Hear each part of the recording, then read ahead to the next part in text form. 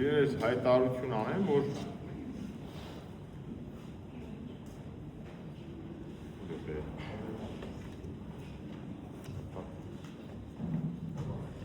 շաբաթ օրը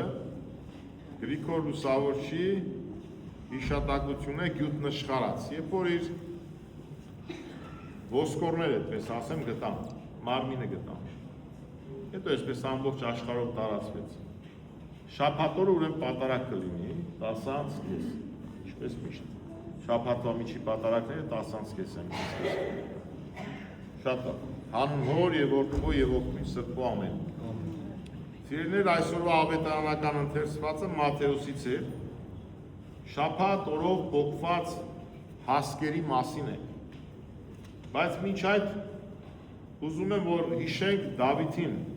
Դավիթին, ով Սաղմոս 2-ն է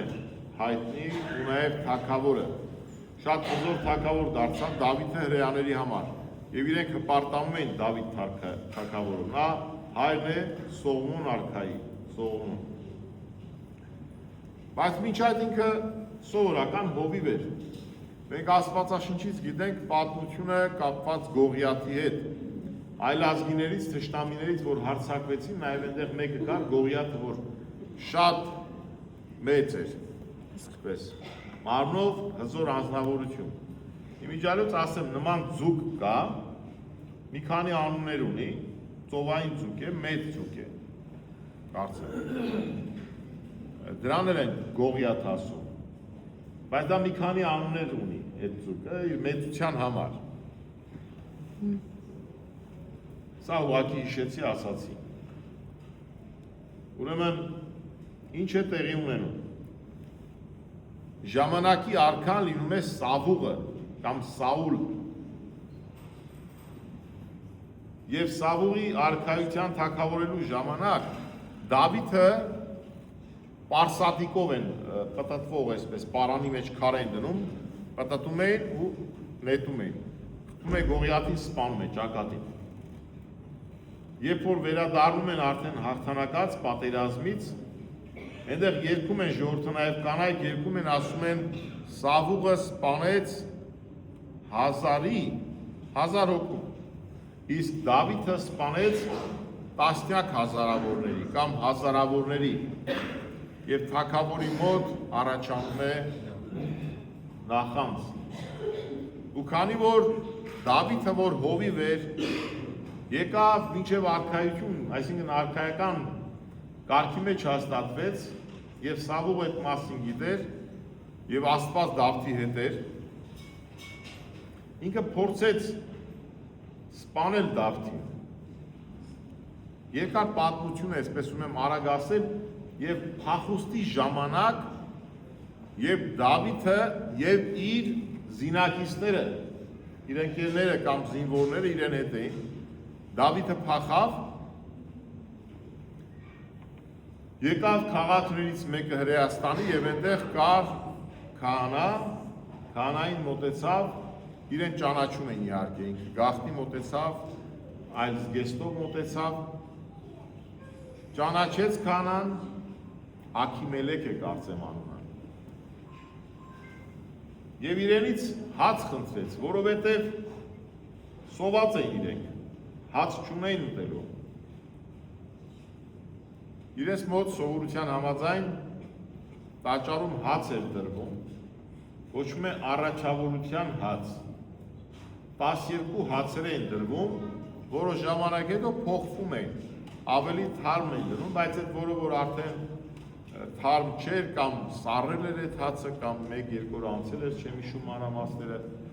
Այդ հացը իրենք ուտում էին, բայց միայն քահանաներն էին ուտում։ Դրանք համարվում էին մաքուր հացեր։ Քահանան ուրիշ ոչինչ չուներ տալու Դավթին եւ զինակիցներին, ասաց միայն այդ հացն է, բայց եթե մաքուր եք, իրենք կնոջը չեք մերձեցել եւ այլն այս տեսակ իրենք մաքուր են եւ իրենք վերցեցին կերան, բայց այդ հացը օրենք էր, որ պիտի ուտեին միայն քահանաները։ Ասեմ ձեզ, դրա նմանությունը այս պատարագի վերջում որ դուք մաս եք վերցնում, չէ՞։ Այդտեղից է գալիս այդ առաջավորության հացը, որ մենք ասում ենք մաս եւ բաժին սուրբ պատարագից։ Այն ժամանակ ընդունված է եղել միայն քահանաներին, որ ճաշակվեն։ Հիմա մերը նույն այդ առաջավորության հացի պես է, բայց բոլորին։ Շատ լավ։ Իրենք հացը կերան, սա մի պատմություն էր, որ ես անցա, հիմա տեսեք իրականության մեջ իրենք շատ խիստ էին։ Օրինակ փարիսեցիները շատ խիստ էին, օրենքը տառ պահում էին, օրենքը բացատրում էին, օրենք նույնիսկ չափից ավել էին իրենք պահում, չափից ավել, շատ էին մանրանում օրենքի մեջ։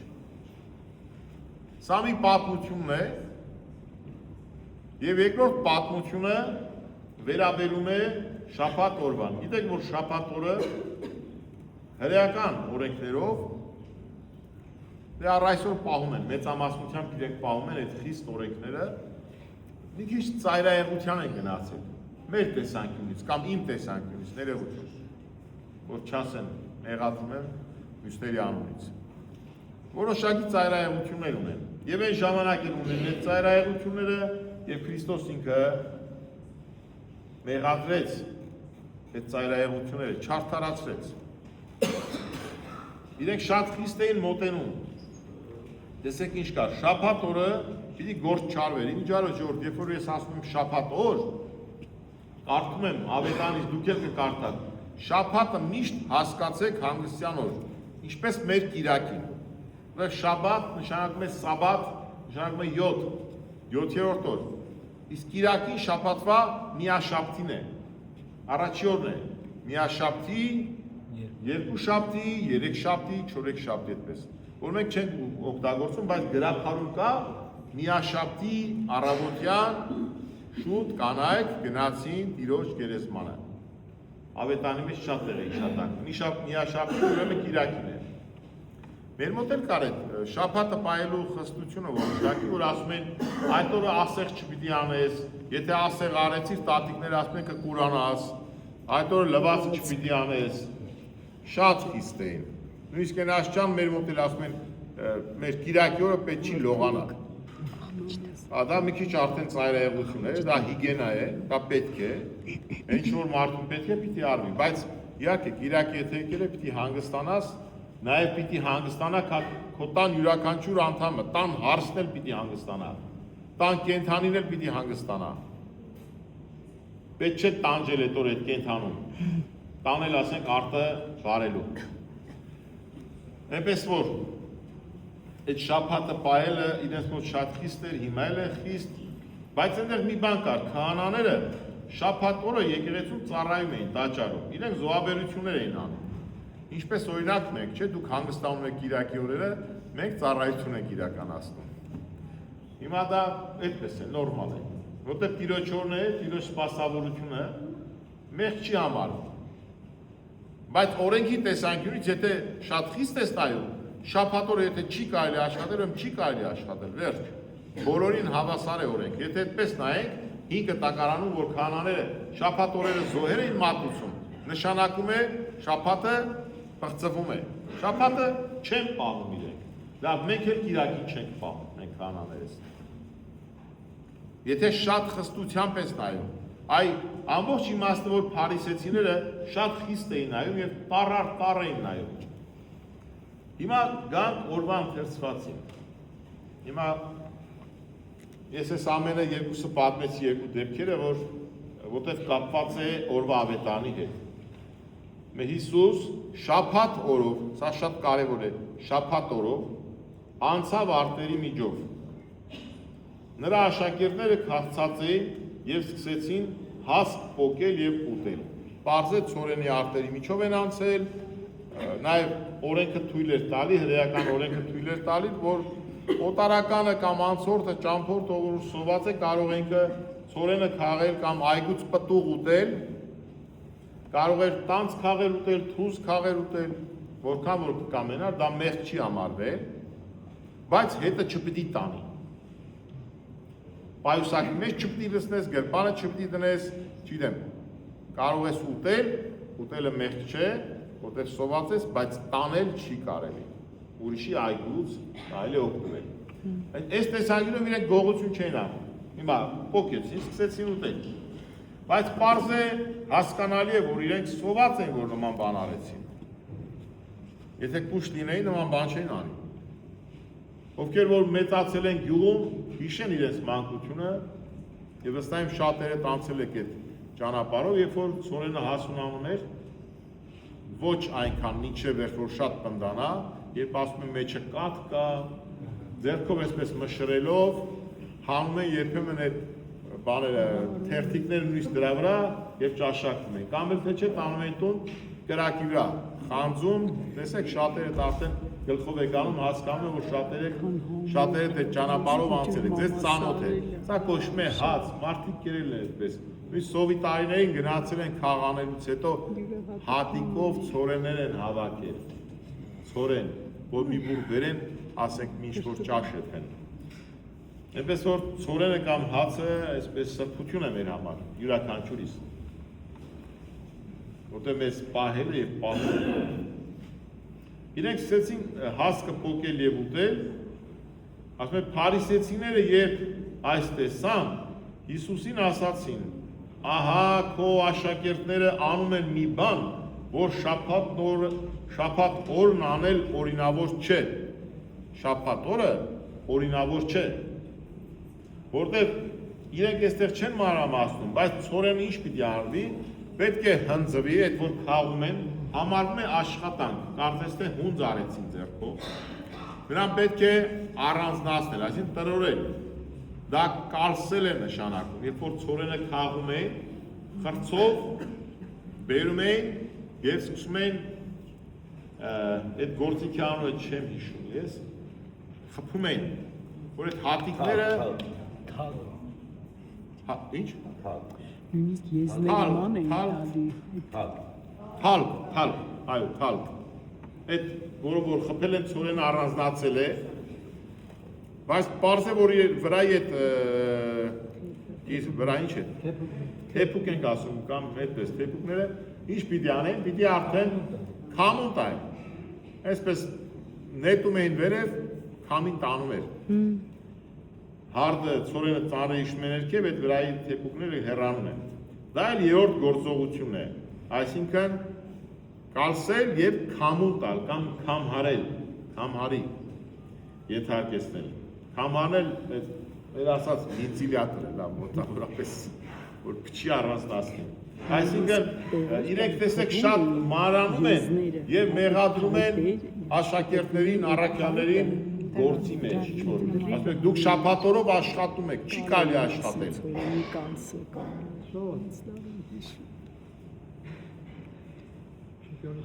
Եվ նա նրանց ասաց. դուք չեք կարդացել, թե ինչ արեց Դավիթը, երբ քաղցը զգացնա եւ նրանք, որ նրա հետ էին։ Այո, մենք նոր մի քիչ առաջ չկարդացինք, բայց վերհիշեցինք։ Դավիթը ինչ արեց, մտավ Աստծո տունը եւ կերավ առաջավորության հացը, որ ուտել օրենք չէր, ոչ էլ նրա հետ եղողների համար, այլ միայն քահանաների համար։ Քրիստոս օրինակ է բերում։ Առաքյալները, լավ, Դավիթը իրենց համար շատ հարգի թագավոր էր։ Եվ նույնիսկ իրենք, որ սպասում էին Մեսիային, որ պիտի գար թագավորի կերպարով, իրենք սպասում էին ևս մի նոր Դավթի։ Դավթի պես հզոր արքա պիտի գար, որտեղ Դավիթը շատ հզոր էր մի խոսքով։ Իմիջիալոց ոչ միայն ֆիզիկապես էր հզոր ինքը, այլ նաև մտային առումով եւ հավատքի տեսանկյունից եւս։ Չնայած ունեցավ սայթակումներ, բայց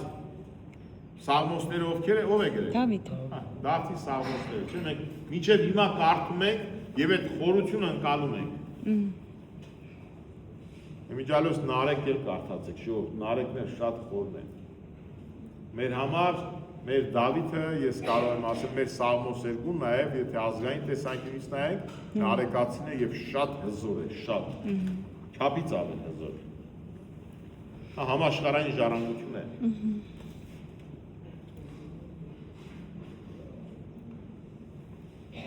Դավիթը հարգված անձնավորություն, ապագա արքա, ինչ արեց,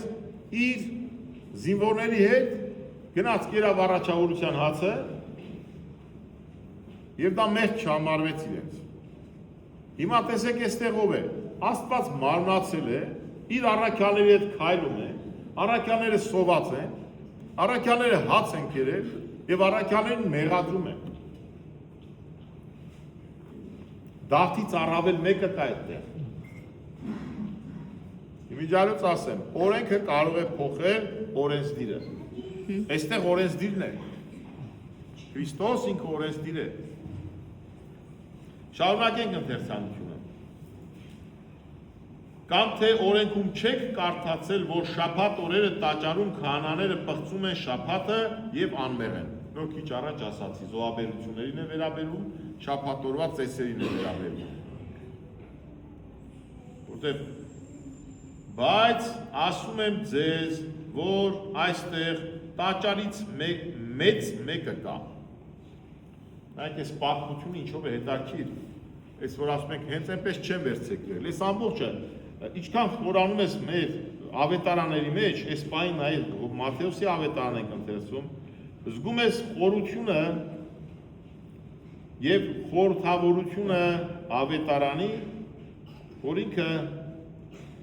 խոսելով շաբաթ օրվա մասին հայտնություն է անում բոլորիս համար, որ այստեղ տաճարից մեծ մեկը կա, իրենց համար մեծություններ կային, սրբություններ կային, բայց այստեղ Մատթեոսը հատուկ Քրիստոսի բերանով Աստված խոսքը կրկնում է մեր համար եւ շատերիս համար, որ հասկանանք եւ հրեաների համար, որ Քրիստոս առավել մեծ է, քան տաճարը։ Միանգամից չի ասում Աստծո որդի է, Աստված է։ Կամաց, որտեղ Մատթեոսը իր ավետարանը գրել էր, ոչ թե հայերի համար է գրել, ոչ էլ հույների համար է գրել։ Առաջի հերթին ինքը գրել է հրեաների համար։ Բայց մենք վերջնում օգտվում ենք այդտեղից։ Եվ հիմա էլ պետք է, բայց իր նախնական նպատակը, որ եղել է իր ավետարանը գրել հրեաների համար։ Դրա համար ինքը չէր կարող։ Միանգամից ավետարանի սկզբում ասեր Հիսուս Քրիստոսի Աստծո որդու ավետարանի սկիզբը, նման բան չէր ասի։ Նման բան ուրիշ մեկը կասեր եւ ասվեց մյուս ավետարանի։ Բայց Մատթեոսը զգուշ է խոսում, ասում է մարդու որդին Քրիստոսի մասին խոսելով։ Հիմա ինչ է ասում, տաճարից մեծ մեկն է նա։ Խոսում է Քրիստոսի աստվածության մասին, մարդկանց տանում է դեպի աստվածաբանություն։ Եվ ավելացնում է, եւ եթե իմանայիք, թե ինչ է կամ ինչ է նշանակում ողորմություն եմ կամենում եւ ոչ զոհ, սա 5 տականից Քրիստոս օրինակ է բերում, ապա դուք անպարտներին չեք դատապարտի, եթե իմանայիք ինչ է, ողորմություն եմ կամենում։ 5 տականում գրված է Աստված ողորմություն է կամենում եւ ոչ թե զոհ, այսինքն ողորմությունը առավել է, քան թե զոհաբերությունը։ Կենդանիներ զոհելուց բացի ասում է մարդասիրություն ունեցեք։ Ողորմությունը դա սերն է։ Իրար նկատմամբ ասում է սիրով եղեք։ Ուրիշ տեղել է Քրիստոս ասում առաքյալներին, երբ հարցնում են ասում են Տեր, ուրիշները ո՞նց կիմանան, ինչ կերպ են իմանալու, որ մենք քո աշակերտներն ենք, մենք ինչով ենք տարբերվելու։ Զգեստ պիտի ակնենք, ինչ որ նշան պիտի տարվի մեր ճակատին, ինչ որ չգիտեմ դրոշ պիտի արվի, ոնց որ արվում են շատ դեպքերում։ Եվ Քրիստոս ասում է դուք սիրեցեք միմյանց եւ դրանով բոլորը կիմանան, որ դուք իմ աշակերտներն եք։ Դրա համար Տերը ասում է մեր նաեւ հավատքը, եթե մեկ բառով ասենք ինչ է, մեր հավատքը կոչվում է սեր։ Եվ ամեն ինչի մեջ եթե կա սեր, այդտեղ որակը բարձր է, այդտեղ ճշմարիտ է, այդտեղ մեղք սխալ չի կարող լինել։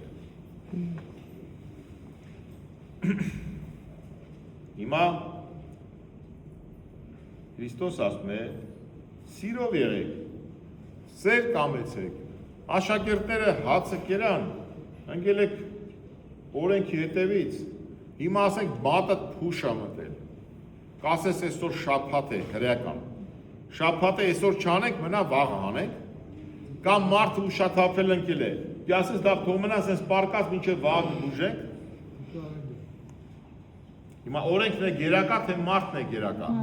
Քրիստոս ասում է մարդու կյանքը է, մարդը, մարդկային կյանքը, մարդու առողջությունը, նաև, դա շատ կարևոր է,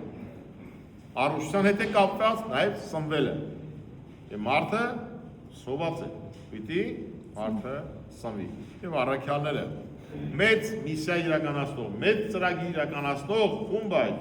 Քրիստոսի գլխավորությամբ, եթե նայենք, նույնիսկ եթե իրենք ընդունեին հասկանային, որ Քրիստոս ինքը Աստված է և Աստծո որդի, վստահ եմ այնքան հաց կբերեին, բայց դեռ չէին հասկանում, որ իրենք